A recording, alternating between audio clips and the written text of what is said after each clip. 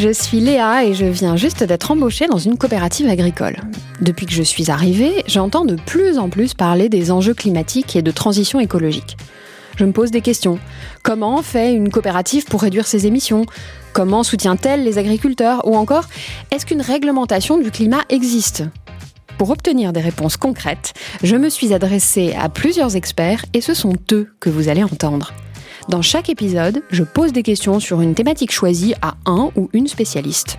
Bienvenue dans le podcast Parlons Climat, le rôle des coopératives agricoles.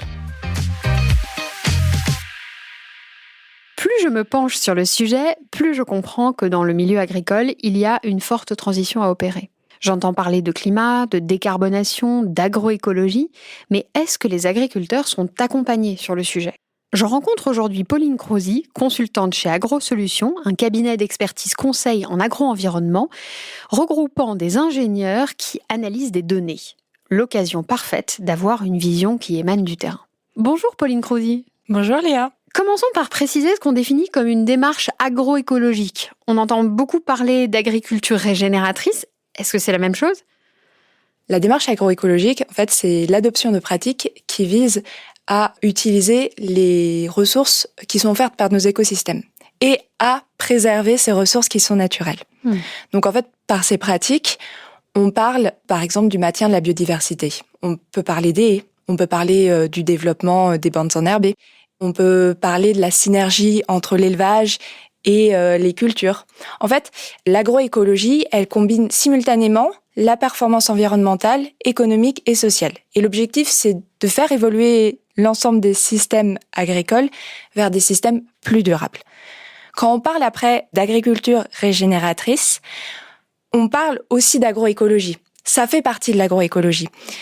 C'est une agriculture qui vise à régénérer nos ressources naturelles en plaçant au cœur de ces régénérations le sol. Est-ce qu'être dans une démarche agroécologique, ça permet de faire une agriculture bas carbone ? Oui, tout à fait. Les pratiques agroécologiques, ce sont des pratiques bas carbone. Par exemple, on peut prendre les grandes cultures. Le premier poste d'émission de gaz à effet de serre des grandes cultures, c'est la fertilisation azotée. Les pratiques agroécologiques, elles visent un recyclage des nutriments, de la matière organique, qui vont permettre en fait de faire des économies de fertilisants.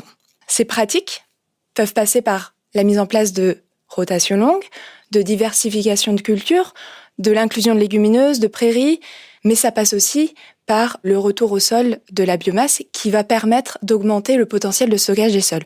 Les pratiques agroécologiques, ce sont des pratiques bas carbone.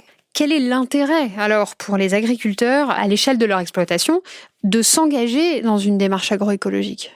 Le premier intérêt, il est d'abord agronomique. L'agroécologie, elle fait appel à un ensemble de pratiques qui sont basées sur des concepts écologiques qui visent à optimiser le rendement de la photosynthèse et à améliorer la fertilité des sols. Donc, l'agroécologie, elle permet aux exploitations agricoles d'être plus résilientes d'un point de vue climatique et biotique. Le deuxième intérêt, il est économique. L'agroécologie, elle vise à réduire l'utilisation des intrants tout en optimisant la productivité. Donc les exploitations, elles sont plus résilientes d'un point de vue économique face aux aléas. En complément, s'engager en fait dans une démarche agroécologique peut permettre en fait d'aller capter différents types de financement. Par exemple, on peut avoir des primes filières pour les productions bas carbone. On peut aussi aller capter un financement qui est dû à la certification de crédit carbone dans le cadre du label bas carbone.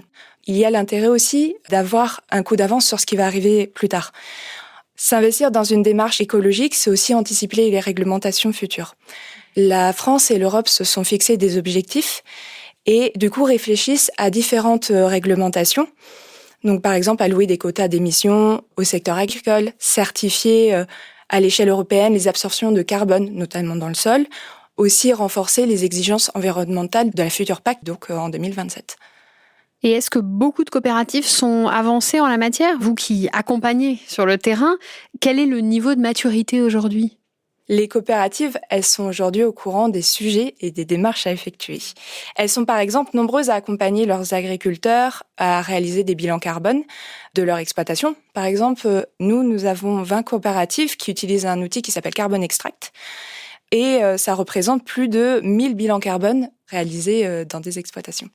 Donc la mise en œuvre, après, elle peut être plus ou moins avancée selon la taille des coopératives, leur sensibilité au sujet et les ressources humaines, les personnes dont elles disposent sur le sujet et des différentes demandes auxquelles elles peuvent faire face. Et à votre avis, à l'échelle de ma coopérative, par exemple, quels seraient les moteurs pour accompagner et accélérer la transition des agriculteurs ? Alors, l'accompagnement aujourd'hui d'une coopérative dans cette transition, il est important pour réussir à suivre en fait l'évolution des marchés.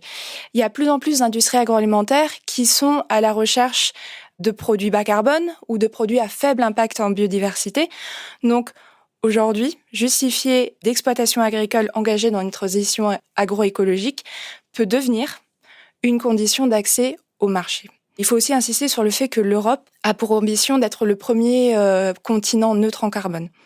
Et donc, pour cela, elle met en place différentes réglementations, dont la directive CSRD. Et donc, c'est une réglementation qui va concerner les entreprises européennes de plus de 250 salariés. Cela à partir de 2025, donc potentiellement les coopératives. Et pour les coopératives, ça veut dire présenter, entre autres, un scope 3 qui comprend les émissions indirectes de l'amont agricole. Donc, c'est important pour eux d'engager les agriculteurs dans cette transition agroécologique.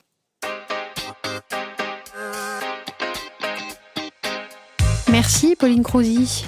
Alors si je devais résumer les choses, je dirais qu'une coopérative se doit d'encourager et de soutenir les agriculteurs dans une démarche agroécologique pour préserver les exploitations agricoles et leurs écosystèmes. Et cela va permettre de rester compétitif et de faire face aux futures réglementations. À bientôt pour un nouvel épisode.